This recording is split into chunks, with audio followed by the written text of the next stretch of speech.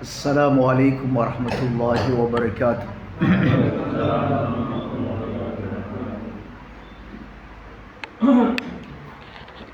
Innal hamdalillah nahmaduhu wa nasta'inuhu wa nastaghfiruh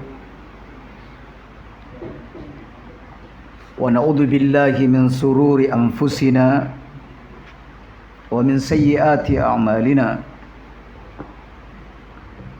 من يهده الله فلا مضل له ومن يضلل فلا هادي له أشهد أن لا إله إلا الله وحده لا شريك له وأشهد أن محمدا عبده ورسوله قال الله تعالى يا أيها الذين آمنوا اتقوا الله حق تقاته ولا تموتن إلا وأنتم مسلمون يا أيها الذين آمنوا اتقوا الله وقولوا قولا سديدا يصلح لكم أعمالكم ويغفر لكم ذنوبكم ومن يطع الله ورسوله فقد فاز فوزا عظيما. الحمد لله على نعمته تتم الصالحات. Walhamdulillah yang telah mempertemukan kita dengan bulan Ramadan, di mana bulan pintu-pintu surga dibuka di dalamnya, pintu-pintu neraka seluruhnya ditutup. Syaitan pada dibelenggu, dan khusus bagi mereka yang berpuasa di bulan Ramadan atau mereka yang berpuasa di luar Ramadan, Allah Subhanahu wa ta'ala sediakan satu pintu istimewa yang disebut dengan pintu Ar-Rayyan, di mana pintu tersebut tidak dimasuki melainkan oleh orang-orang yang berpuasa. Dan ketika orang-orang yang berpuasa masuk di dalamnya dan minum mata air yang ada di dalam surga tersebut, maka dia tidak akan pernah haus selama-lamanya.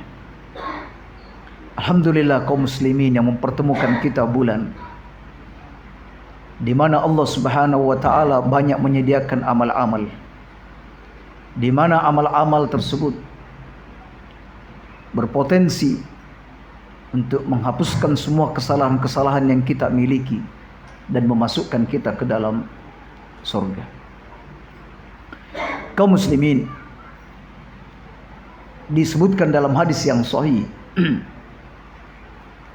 dari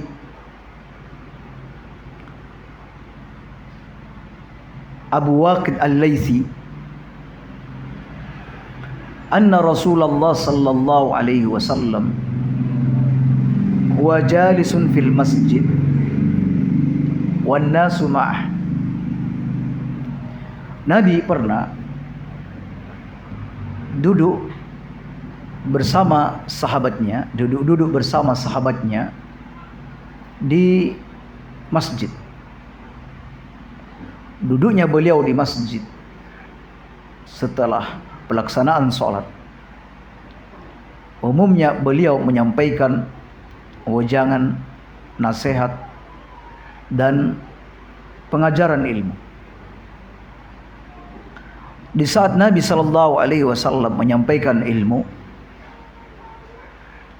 idh aqbala thalathatu nafarin, tiba-tiba datanglah 3 orang saat majelis berlangsung. Datang 3 orang. Fa aqbala isnan ila Rasulillah sallallahu alaihi wasallam wa dhahaba wahidun. 2 orang tetap berdiri di tempatnya menghadap Nabi sallallahu alaihi wasallam. Sedang yang satunya pergi meninggalkan masjid, pergi meninggalkan majlis. Qala, kata Abu Waqid Al-Laitsi, sahabat Nabi sallallahu alaihi wasallam, fa waqafa ala Rasulillah sallallahu alaihi wasallam, fa amma ahaduhuma fa ra'a furjatan fil halqah fajalasa fiha. 2 orang tadi yang tetap di tempatnya, salah satunya memilih untuk masuk ke dalam majlis, mencari celah yang kosong. Ya. Jadi masuk ke dalam majlis mencari celah yang kosong. Di mana ada celah, dia akan duduk di sana. Apakah itu ada di depan, atau di bagian kanan, atau di bagian kiri, asalkan ada celah kosong, dia akan duduk di sana. Wa ammal akhar, adapun yang satunya, fajalasa khalfahum, dia memilih untuk duduk di belakang majlis. Jadi dia tidak sama dengan yang pertama yang mencoba mencari celah yang kosong. Dia lebih memilih duduk di bagian belakang. Dalam riwayat lain yang diceritakan oleh Anas, bahwa laki-laki kedua ini sempat pulang mengikuti orang yang ketiga. Namun dia merasa malu dengan sikapnya tersebut, malu kepada Rasulullah dan malu kepada kaum muslimin. Maka dia pun kembali. Yang sebenarnya dia sudah sempat melangkah beberapa langkah pulang ke rumah. Maka dia pun kembali. Wa amma tsalis, adapun orang yang ketiga, fa adbara zahiban, dia pergi meninggalkan majlis. Dia sama sekali tidak singgah. Dia pergi meninggalkan majlis Nabi sallallahu alaihi wasallam. Falamma faragha Rasulullah sallallahu alaihi wasallam, ketika Nabi selesai menyampaikan ilmu, alias majlis ilmu sudah selesai, maka Rasulullah pun bersabda, ala ukhbirukum anin nafaris thalathah, maukah aku kabarkan kepada kalian wahai para sahabat-sahabatku tentang 3 orang. Amma ahaduhum, adapun salah satu dari 3 orang tadi, fa'awa ilallah fa'awahullah, dia mencari perlindungan dia mencari naungan. Dia menggabungkan diri di dalam majlis. Fa'awahullah, dan sebagai balasannya Allah pun memberikan perlindungan kepadanya. Allah pun menggabungkan ia, memasukkan ia ke dalam rahmatnya dan kasih sayangnya. Kata sebagian ulama, Allah memberikan perlindungan berupa naungan di bawah arsy di hari yang tidak ada perlindungan pada waktu itu, yaitu pada hari kiamat.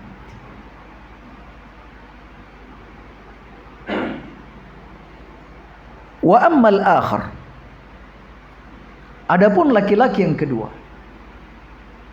fastahya, dia malu. Kata sebagian ulama, malu untuk mengganggu orang-orang yang ada di depan. Malu menyakiti kaum muslimin dengan sikap melangkahi orang kanan kiri. Namun sebagian ulama mengatakan bukan karena itu malu, yakni dia sudah sempat pulang, cuma karena malu dengan Rasulullah dan kaum muslimin lainnya, maka dia kembali. Maka dia duduk di bagian belakang. Tapi ini masih lumayan. Fastahyallahu minhu, maka Allah pun malu kepadanya, malu darinya, yakni Allah subhanahu wa ta'ala malu untuk mengazab hamba ini, karena dia juga masih memiliki rasa malu kepada Rasulullah sallallahu alaihi wasallam. Wa ammal akhar, adapun orang yang ketiga, fa'arada, dia berpaling, dia pergi meninggalkan majlis.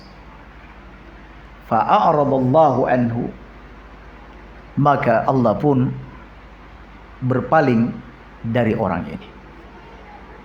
Kaum muslimin, jika disebut berpaling, Allah subhanahu wa ta'ala berpaling, murka, dan hal-hal yang semakna dengannya, alias Allah juga tidak ridha dengan hamba-Nya.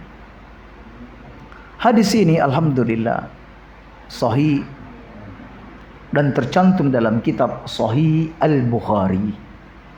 Jadi tidak ada keraguan terkait hadis ini, karena hadis ini alhamdulillah hadis sahih.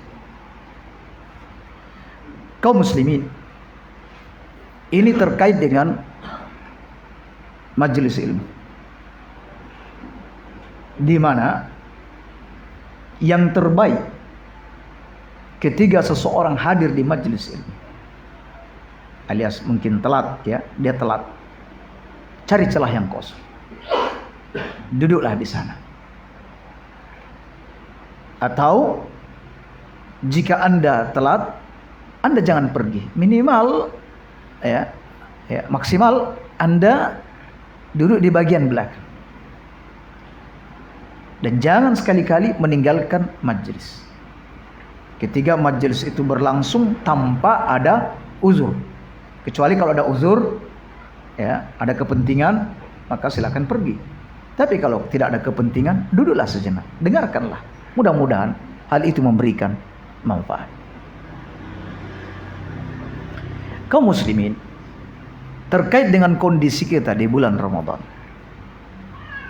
juga tidak jauh beda dengan 3 orang yang disebutkan oleh Nabi sallallahu alaihi wasallam pada hadis ini, bahwa manusia saat berada di bulan Ramadan juga ada 3 kelompok, sama dengan kelompok yang pertama. Ada kelompok yang beruntung, kelompok yang sukses, atau sebutlah yang makna-makna yang semisal dengan itu.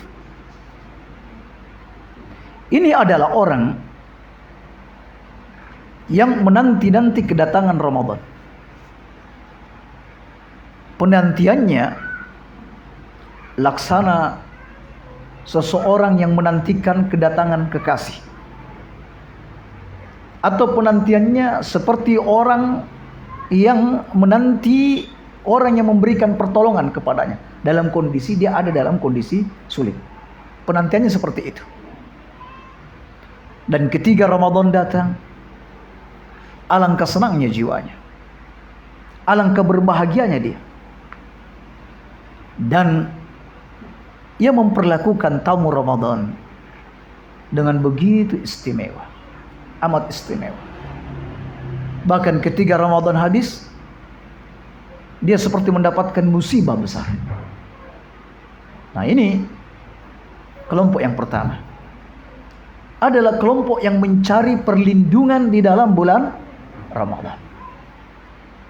Dia tahu bahwa as-siyamu junnatun. Puasa itu adalah tameng. Tameng dari api neraka yang bisa melindungi dia dari api neraka.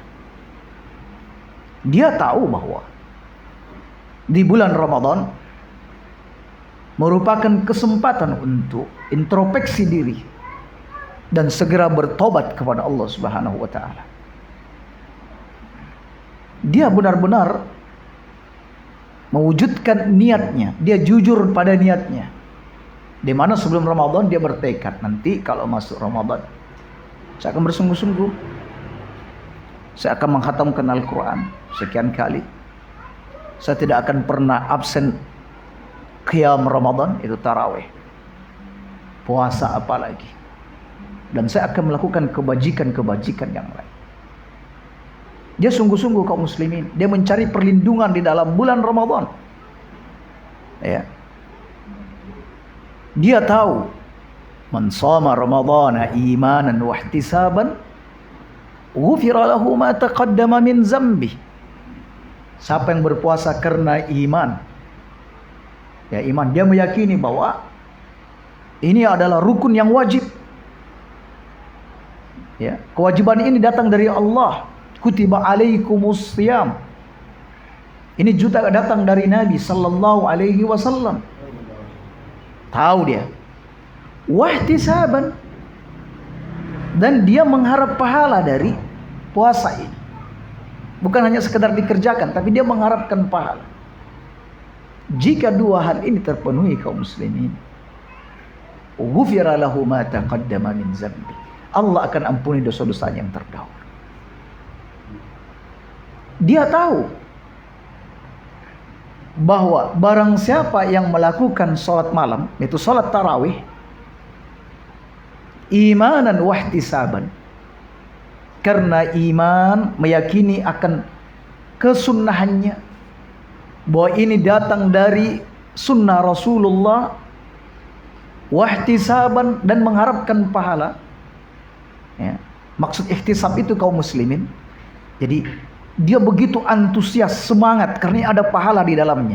Sebagaimana kalau misalnya ada perusahaan atau ada toko ini menjanjikan bonus, ya, belanja 1 kilo dapat hadiah 3 kilo. Antri, semangat, nggak loyo. Walaupun antri pagi, sore nggak masalah, dapat sore nggak ada masalah. Nah, itu namanya ihtisaban. Di dalamnya mengandung kata semangat. Ghufira lahu ma taqaddama min dzambi. Allah pun akan mengampuni dosa-dosa. Oleh karena itu kaum muslimin, saat tiba malam awal tarawih atau bahkan sebelumnya, dia sudah rancang di mana masjid yang panjang bacaannya, di mana masjid yang paling khusyuk, di mana masjid yang tidak tergesa-gesa dalam melakukan sholat tarawih. Itu akan dikejarnya. Bukan sudah dianggedakan mana masjid yang paling cepat, ya, yang bacaan pokoknya harus kulhu. Kalau bacanya sabbihisma rabbikal a'la, bacaannya was-sama'i wat-thariq, sudah enggak masuk sudah dalam agenda. Gimana caranya bisa cepat selesai? Kalau bisa 5 menit selesai. Ya. Tidak, dia tidak mengenal istilah itu. Ya, ihtisaban. Dia mengerjakan sholat ini semangat. Sudah selesai 2 rakaat salam, assalamualaikum warahmatullah, assalamualaikum warahmatullah. Dia langsung bangkit berdiri, bersiap mengerjakan rakaat berikutnya. Bukan imamnya sudah takbir, yang ke rakaat berikutnya Allahu Akbar, santai-santai dulu. Pas imamnya mau ruku baru Allahu Akbar, baru ruku. Ya opoi. Ini namanya tidak ihtisaban. Gak ada semangat, belas, malas. Model seperti ini kaum muslimin, cara sholat seperti ini. Iya.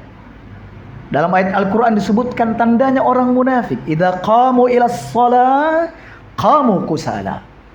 Kalau berdiri mengerjakan sholat, berdiri dengan mualas. Dia mengerjakan sholat dengan mualas. Tidak semangat. Yang ada di benaknya kapan selesai. Ya. Dia tidak menikmati sholat tarawihnya, sama sekali tidak menikmatinya. Ya. Nah, seperti itu kaum muslim. Jadi dia mencari mana masjid yang khusyuk dalam mengerjakan sholat. Bukan sholat yang tergesa-gesa. Ada sebagian orang kalau sholat belum sempurna rukuknya sudah berdiri. Sujudnya belum sempurna sudah bangkit. Duduk di antara dua sujud belum sempurna, sujud lagi. Nabi pernah melihat ada sahabatnya sholat dengan model seperti ini. Kata Nabi, aswa'us sariqah, seburuk-buruk pencuri, seelek-elek maling adalah as-sariqah fis shalah, adalah pencuri di dalam sholat. Kata para sahabat, ya Rasulullah, bagaimana bisa ada pencuri di dalam sholat? Kata Nabi SAW, ya, ia tidak menyempurnakan ruku dan sujudnya. Dia seperti burung yang mematuk makanan. Kalau betul kita mencintai Nabi SAW, yuk, mari kita lihat bagaimana sholat Nabi SAW. Bagaimana sholat malam Nabi? Bagaimana sholat Nabi SAW yang paling ringkas itu seperti apa? Sholat Nabi yang paling ringkas itu qobliyah subuh. Sampai Aisyah membatin, ini Nabi baca Al-Fatihah atau tidak? Maksudnya Nabi itu kalau sholat sunnah biasanya panjang. Kok tumben cepat? Bukan berarti tidak tumakninah. Bukan berarti tidak tumakninah. Sebab Nabi SAW kalau qabliyah subuh rakaat pertama baca Al-Kafirun, rakaat kedua baca surat Al-Ikhlas. Itu kebiasaan beliau. Ya. Dan Nabi kalau berdiri, kalau ruku, kadar rukuknya hampir sama dengan berdirinya. Kalau Nabi baca Al-Baqarah salat malam, rukuknya hampir sepanjang Al-Baqarah. Makanya itu sebagaimana riwayat Abdullah bin Mas'ud. Nabi pernah salat malam rakaat pertama baca Al-Baqarah, lalu lanjut surat An-Nisa, lalu lanjut surat Ali Imran. Ketiga rukunya hampir sama berdirinya. Nah seperti itu. Berarti kalau Nabi misalnya baca Al-Kafirun, rukunya mirip-mirip juga hampir sama dengan berdirinya. Jadi tidak baca Al-Kafirun kemudian baca zikir Subhana Rabbiyal A'la langsung naik, Subhana Rabbil Azim langsung naik. Ya seperti itu kaum muslimin. Baik. Kemudian kaum muslimin, setelah salat tarawih dia pegang Al-Quran, sibuk baca Al-Quran. Baca Al-Quran gak putus-putus. Ya. Sahabat, banyak sahabat kalau di luar Ramadan khatamnya setiap sekali sepekan. Ya, satu pekan, satu minggu khatam. Satu minggu khatam. Tapi kalau sudah masuk di bulan Ramadan, khatam dalam setiap 3 hari. Setiap 3 hari khatam. Nah, sekarang ini sudah masuk berapa Ramadan? 8 hari Ramadan ini. Sudah berapa kali kita khatam? Atau 3 juz? Maksud 3 juz? Nah ini. Bahkan kaum muslimin, Imam Syafi'i rahimahullah ta'ala khatam sebanyak 60 kali dalam bulan Ramadan. Berarti satu harinya khatam berapa kali? 2 kali. Pertanyaannya kapan makannya, kapan minumnya, kapan jalan-jalannya, ngabuburitnya kapan, cari bukaan puasa kapan. 60 kali khatam dalam sebulan. Ya. Imam Malik rahimahullah ta'ala itu sering di luar Ramadan membuat majelis-majelis ilmu. Jika sudah datang bulan Ramadan, diliburkan semua, tinggalkan semua majelis ilmu, dan mulai sibuk membaca Al-Quran dengan membaca mushaf. Ramadan ini kaum muslimin bulan Al-Quran. Subhanallah. Kalau pada akhirnya di luar Ramadan dengan dalam Ramadan sama saja, terus apa yang kita harapkan kaum muslimin? Ya. Jadikan Al-Quran ini bulan Al-Quran. Jadikan Ramadan ini bulan Al-Quran. Karena Al-Quran diturunkan di bulan Ramadan. Jadi Al-Quran itu kaum muslimin diturunkan sekaligus dari Lauhul Mahfuz, diturunkan ke langit dunia itu sekaligus di bulan Ramadan. Lalu kemudian dari langit dunia turun ke bumi selama 23 tahun. Ya, kadang di bulan ini, kadang di bulan ini turunnya ke bumi. Itu berangsur-angsur. Tetapi turun ke langit dunia sekaligus itu di bulan Ramadan. Nah, seperti itu. Ya. Baik. Jadi kalau bisa kaum muslimin, ya, habis salat tarawih baca Al-Quran sebelum tidur. Nah, kemudian tidur jam sebelum sahur atau jam 2 sudah bangun baca Al-Quran sampai masuk ke sahur, makan sahur. Nanti setelah salat subuh baca lagi Al-Quran. Ya. Kalau kita memang lagi ada kerjaan misalnya, ya ada kerja, ya bersiap-siap. Ya, ke kantor bawa Al-Quran, baca Al-Quran. Ya. Kalau kita bukan orang kantoran, ya jam 10, ya misalnya kalau sudah bangun tengah malam, ya jam-jam 8 atau jam berapa tidur sampai jam 10. Jam 10 ya bangun, lakukan sholat duha, lalu baca Al-Quran sampai duhur. Jadi membaca Al-Quran itu berkesinambungan. Itu di bulan Ramadan seperti itu, berkesinambungan. Ya. Baik kaum muslimin. Jadi seperti itu. Bagi orang-orang yang mengetahui nilai dari bulan Ramadan. Nah, ini orang yang istimewa. Kemudian kaum muslimin, kelompok yang kedua. Kelompok yang kedua adalah mereka yang berpaling dari bulan Ramadan. Dan Allah pun berpaling dari orang-orang seperti ini. Ketika dia tahu bulan Ramadan mau datang, berat jiwanya, sesak napasnya. Jiwanya sesak. Ya Allah, Ramadan sebentar lagi datang. Dia sudah mulai menghitung, berarti ini pray, hari ini juga pray. Tidak bisa makan, tidak bisa minum, ini. Dia merasa berat, tersiksa jiwanya dengan datangnya bulan Ramadan. Sama sekali kaum muslimin, dia tidak tertarik dengan janji-janji Allah Subhanahu wa ta'ala. Tidak tertarik. Ya. Karena apa kaum muslimin? Orang ini kalau kena nanti musibah-musibah, baru dia mendekat kepada Allah. Ketika musibahnya sudah hilang, sudah jauh lagi dari Allah Subhanahu wa ta'ala. Ya. Kan banyak orang beribadah dengan alasan dunia semata. Makanya Ibnul Jauzi bercerita, ada seseorang memiliki keledai, di mana keledai ini jatuh sakit. Dia berharap keledai ini sembuh dengan jalan apapun. Dia sudah berupaya mengobati keledai ini. Masalahnya keledai ini nilainya tinggi, banyak penawaran, tapi jatuh sakit. Maka dia pun bernazar, jika Allah Subhanahu wa ta'ala menyembuhkan keledai ini, maka saya akan berpuasa selama 7 hari. Ya, ini nazar. Demi Allah saya bernazar, jika keledai ini sembuh, saya akan berpuasa selama 7 hari. Dan akhirnya keledai itu pun sembuh dan berjalan seperti biasa, sehat walafiat. Ya. Pas ketiga hari yang ketujuh, ya, hari di mana dia berbuka pada hari ketujuhnya, keledainya mati. Jadi dia sudah menunaikan nazarnya, keledainya mati. Ya. Mendapati kenyataan keledainya mati, dia berkata, "Ya Allah, kenapa kau perlakukan aku seperti ini?" Ya. Saya sudah bernazar, sudah sembuh, saya sudah menjalani nazar, lo kok malah mati?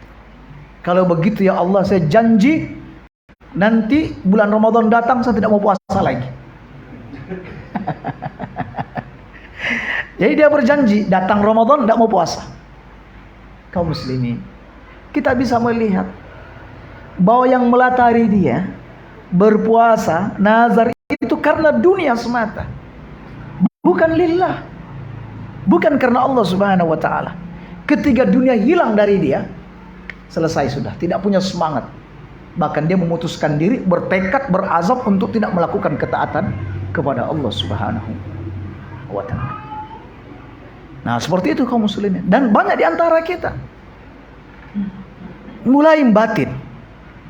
Katanya kalau berjamaah rezekinya dijamin oleh Allah Subhanahu wa taala. Ya apa ini? Ini sudah jamaah tiap hari, bukan cuma jamaah, juga jadi muazzin plus jadi imam. Kehidupannya cuma begitu-begitu aja. Ya. Kaum muslimin, kita beribadah kepada Allah bukan karena itu. Ya. Mungkin ada di antara kita yang sudah membaca surat Al-Waqiah, misalnya ya, biar kaya, baca surat Al-Waqiah. Tapi gak kaya-kaya. Setelah itu malas beribadah. Gak mau sudah. Ya. Berarti ini ibadah karena dunia, bukan karena Allah Subhanahu wa ta'ala. Nah, kaum muslimin, ada orang seperti itu. Ya, karena dunia. Oleh karena itu kaum muslimin, orang-orang seperti ini, Ramadan atau bukan Ramadan sama saja bagi dia. Gak ngefek. Mau datang Ramadan gak ngefek. Orang sibuk melakukan sholat tarawih di masjid, dia malah tidak ada di masjid, entah di mana dia. Ya tidak ada. Dia berpuasa, orang-orang berpuasa, dia tidak berpuasa. Maka orang seperti ini kaum muslimin, Allah berpaling darinya. Makanya Nabi SAW bersabda, "Ragima anfu rajulin." Celaka dan merugi seseorang. Celaka dan merugi seseorang. Adrakahur Ramadan, dia mendapatkan bulan Ramadan, summan salaha. Kemudian Ramadan pergi, falam yughfarlah. Dan dia tidak mendapatkan pengampunan sama sekali. Celaka dan merugi seseorang, kata Nabi. Seseorang mendapatkan bulan Ramadan, lalu Ramadan berlalu dan ia tidak mendapatkan pengampunan dosa. La haula wala quwata illa billah wal iyadzu billah. Baik. Kemudian kaum muslimin, kelompok yang terakhir. Kelompok yang terakhir adalah kelompok yang seperti disebutkan, dia masuk dalam bulan Ramadan, alias dia masuk di majelis ilmu, tetapi dia ada di bagian paling belakang karena malu. Ya, sebenarnya dia sudah beranjak pergi karena malu kepada Rasulullah, maka dia kembali lagi. Ada orang seperti itu, kelompok yang ketiga di bulan Ramadan, di mana dia sebenarnya berat menjalankan puasa, namun dia juga malu kepada Allah Subhanahu wa taala. Dia tahu ini adalah sebuah kewajiban yang dia harus jalankan. Jika tidak dijalankan, malu dia. Di samping itu juga dia malu kepada orang-orang, malu kepada anak-anak, malu kepada istri, malu kepada tetangga. Nah, oleh karena itu kaum muslimin, dia berpuasa, tetapi orang seperti ini tidak maksimal dalam melakukan kebaikan-kebaikan. Tidak maksimal. Ini bisa dilakukan oleh bapak-bapak, juga bisa ibu-ibu atau pemuda kita. Yang ibu-ibu, misalnya, yang ibu-ibu, kita saksikan, Masya Allah, hampir hari-harinya, ya, full di dapur. Full. Mungkin jam 12 siang, sudah mulai siap, menyiapkan makanan untuk buka puasa. Sampai nanti maghrib. Ya, berarti dari jam 12 sampai maghrib ada di dapur. Ya, walaupun alasannya ini kan saya juga mendirikan buka puasa, tapi dia kehilangan banyak kebaikan. Setelah itu buka puasa. Salat tarawih mungkin tidak di masjid. Mungkin di awal-awal masjid, ya. Di awal-awal Ramadan, ya. Mungkin pertengahan sudah tidak. Setelah itu mulai buka televisi. Lihat acara episode drama Islami atau film Islami. Ya, karena sekarang tentu banyak penawaran-penawaran di acara-acara televisi tentang itu. Film-film Islami, kisah-kisah Islami. Sibuk nonton sampai tengah malam. Tidur sejenak, bangun jam 2 di dapur sampai sahur. Belum lagi masuk 10 terakhir Ramadan. Entah apa sudah, keliling ke pasar dan kanan kiri. Kaum muslimin terus kemana? Apa istimewanya bulan Ramadan kalau hanya sibuk dengan hal seperti itu? Ya. Nabi SAW kaum muslimin, seperti yang diceritakan, 3 purnama. Ya, 3 purnama itu asap tidak ngepul di dapur beliau. 3 purnama. Sampai sahabat bertanya, wahai bunda, kalau 3 purnama, ya, 3 bulan purnama, dapur anda tidak ngepul, terus makanan kalian apa? Katanya korma dengan susu. Ya, aswadan, 2 yang hitam, korma dengan susu. Tak bingung, kita ini sahur misalnya ya, di situ sudah ada korma ini, gas tiba-tiba mati, kelabakan sudah. Iya, woi, ini lagi goreng telur, lagi ini kelabakan, bingung. Ya, bagaimanapun caranya supaya bisa dapat, padahal di situ ada korma, ada ini. Dia bisa menikmati itu atau makanan-makanan lainnya. Ini nggak bisa. Bingung.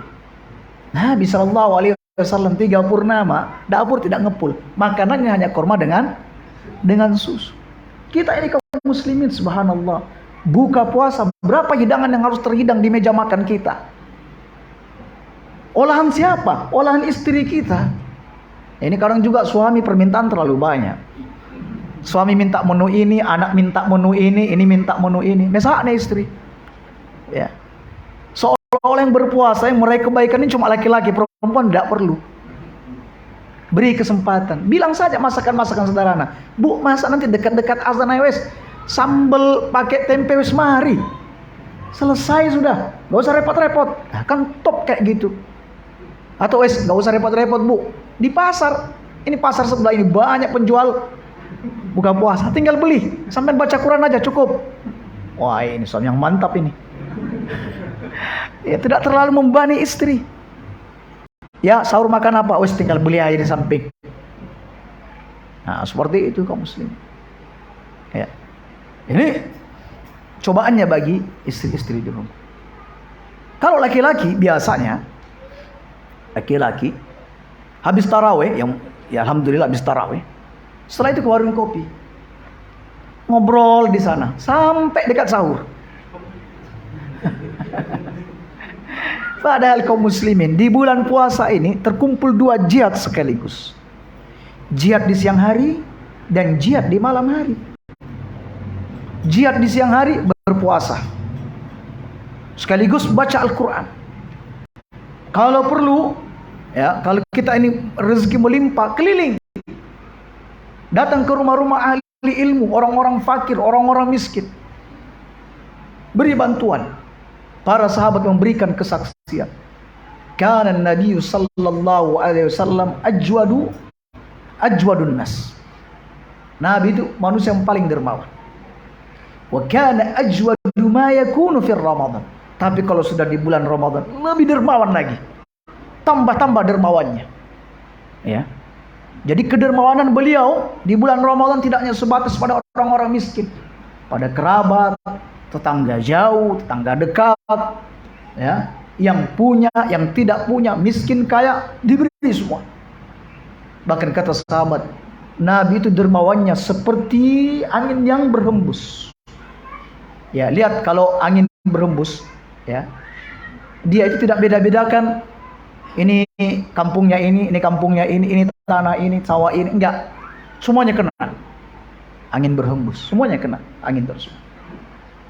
Nah, jadi kaum muslimin, di siang hari itu butuh dengan jihad. Ya, bagi yang punya orang tua, upayakan, sempatkan datang berkunjung ke orang tua, bawakan bingkisan untuk buka puasa atau apa saja.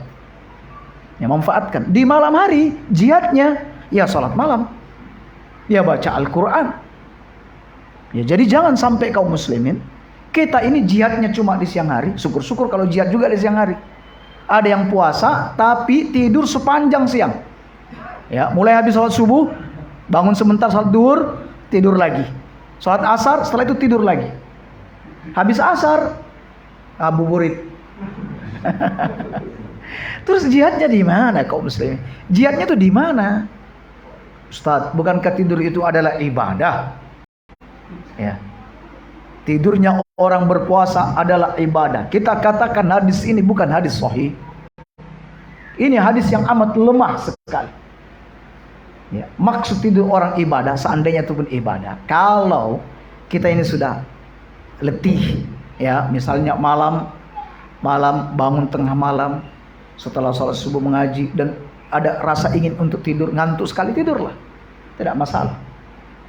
Niatkan untuk ibadah dan untuk menguatkan diri kita untuk mengerjakan sholat malam atau melakukan ibadah-ibadah yang lain.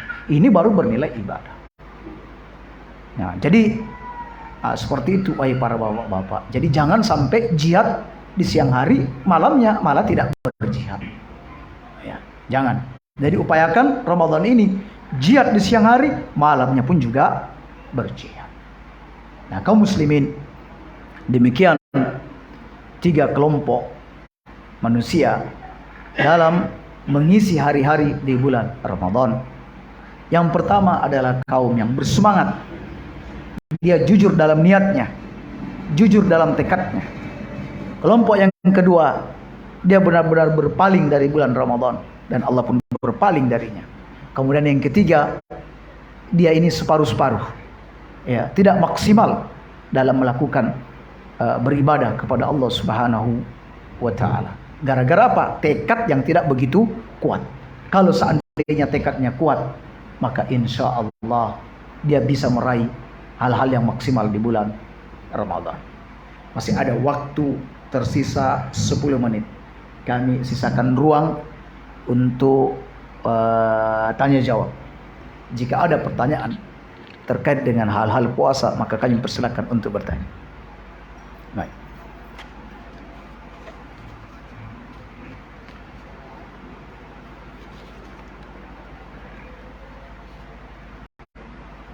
Jika tidak ada, kami lanjutkan lagi materinya. Dan ini kebiasaan kami memberikan ruang kesempatan untuk bertanya, ya, di setiap majelis. Baik. Jika tidak, kaum muslimin, kami di terakhir ini, di sesi terakhir ini, kami angkat satu kisah yang menarik, bahwa ada salah seorang pemuda yang bernama Yahya bin Katsir Al-Lais. Beliau hidup dan tumbuh besar di wilayah Spanyol, Andalusia. Berdasarkan rekomendasi gurunya, maka ia pun meninggalkan Andalusia menuju Hijaz, ya, menuju negeri Hijaz. Di sana dia langsung mendatangi majelisnya Imam Malik.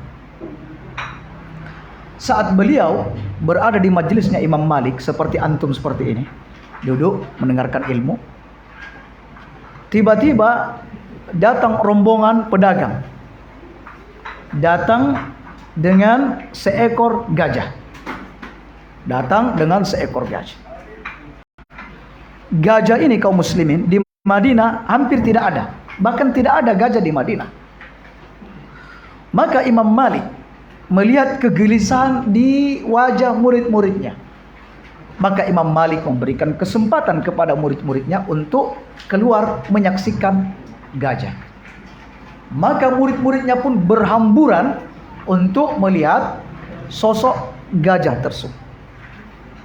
Kecuali satu. Dia adalah Yahya bin Kathir Al-Lais. Melihat itu, Imam Malik bertanya kepada si pemuda yang bernama Yahya ini. Dan bertanya, bukankah di luar ada gajah? Tidakkah engkau ingin menyaksikan gajah? Apa jawab pemuda ini? Betul bahwa di negeriku di Andalusia tidak ada gajah. Tetapi wahai Imam, saya datang jauh dari Andalusia ke negeri Hijaz ini, ke Madinah ini, datang untuk melihatmu dan ingin menuntut ilmu darimu. Saya datang bukan untuk melihat gajah. Imam Malik takjub dengan jawaban pemuda ini, sampai Imam Malik mengeluarkan satu laqab, gelar Aqil Al-Andalus. Ini adalah orang berakalnya Andalusia. Kaum muslimin, sejarah mencatat berapa tahun setelah Imam Malik meninggal, Yahya bin Yahya kembali ke Andalusia. Dia menjadi rujukan para ulama dalam meriwayatkan hadis dari Imam Malik dari kitab Muwatta. Adapun yang berhamburan melihat gajah, sejarah tidak mencatat siapa di antara mereka yang sukses dalam keilmuan. Artinya kaum muslim, artinya apa? Di sana banyak gajah-gajah yang mengalihkan kita dari tujuan kita yang terbesar. Di bulan Ramadan ini kaum muslim, di sana ada juga banyak gajah-gajah yang mengalihkan kita dari tujuan utama. Di mana sebelum datang Ramadan kita bertekad untuk melakukan puasa dengan sebaik-baiknya. Ya Allah, beri aku kesempatan hidup ya Allah. Berikan aku kesempatan hidup ya Allah, agar nanti dalam bulan Ramadan saya akan tarawih terus, saya akan banyak baca Al-Quran, saya akan banyak bersedekah, saya akan ini, saya akan ini. Namun ketika sudah masuk Ramadan, gajah-gajahnya banyak. Bukan cuma satu gajah, gajah banyak. Iya, mulai dari HP-nya. Baca Al-Quran sudah nggak pernah lagi, sibuk lihat TikTok, Facebook. Semua itu yang ditengok, baca Al-Quran enggak. Ya. Tarawih ya 10 Ramadan, lewat Ramadan 10 berikutnya sudah enggak ada lagi. Hilang. Ya. Nah, seperti itulah kaum muslimin. Oleh karena itu kaum muslimin jangan sampai, ingat, fokus terhadap apa? Terhadap bulan Ramadan yang kita jalani ini. Waktunya cuma sebentar kaum muslimin. Cuma sebentar. Sekarang sudah hari ke-8, masuk hari ke-9. Itu artinya kurang berapa hari lagi? Kurang 21 hari. Ya. Dan bulan Ramadan ini diantara salah satu keunikannya, dia cepat datangnya dan cepat pula perginya. Cepat sekali. Ya, kemarin kita rasanya baru selesai Ramadan, tiba-tiba masuk lagi Ramadan. Baru kita jalani Ramadan, ini sudah mau masuk hari ke-10 Ramadan. Coba kaum muslimin. Dan kaum muslimin, lakukanlah bulan Ramadan ini sebagaimana pesan Nabi kepada orang-orang yang hendak mengerjakan sholat. Sholatlah kalian seolah-olah ini adalah sholat perpisahan bagi kalian. Jadi anggap kaum muslimin, Ramadan yang kita lakukan saat ini adalah Ramadan yang terakhir. Boleh jadi setelah itu tidak ada kesempatan lagi untuk menjalani bulan Ramadan. Mudah-mudahan Allah Subhanahu wa taala menerima amal-amal baik kita di bulan Ramadan ini, sehingga Ramadan berlalu kita pun mendapatkan pengampunan dari Allah Subhanahu wa taala, Zat yang Maha Pengampun. Subhanakallahumma bihamdik, asyhadu an la ilaha illa anta, astaghfiruka wa atubu ilaik. Assalamualaikum warahmatullahi wabarakatuh.